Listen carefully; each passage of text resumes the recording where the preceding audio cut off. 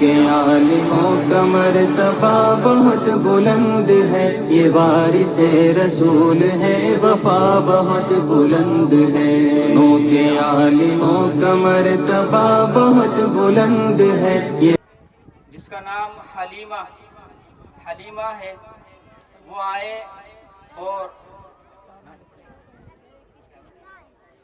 وہ اپنی تقریر پیش کرے گی۔ آپ سے گزارش ہے کہ آپ بڑے خاموشی کے ساتھ سنیں۔ حلیمہ۔ السلام علیکم رحمۃ اللہ وبرکاتہ۔ یہ ایک سجدہ ہے جسے تو گدھا سمجھتا ہے، ہزار سجدوں سے دیتا ہے آدمی کو نجات۔ سجدہ لوقار اسلام ایمان کے 5 اپنے اہم فریضے ہیں۔ نماز کی ادائیگی۔ اللہ رب العزت نے قرآن مجید میں 80 سے زائد مقامات پر ارشاد فرمایا، اقیموا الصلاۃ یعنی نماز قائم کرو، کیونکہ میرا اللہ میرا مالک میرا خالق رحمان رحیم عزیزہ مہربان ہے۔ جی ہاں زیر محفل اللہ تعالیٰ نے اپنے بندوں کو بار بار ایک ہی بات کہی کہ اے بندے کہیں اس فریضے سے غافل نہ ہو جانا، کیونکہ نماز اور مسلمان لازم اور مظلوم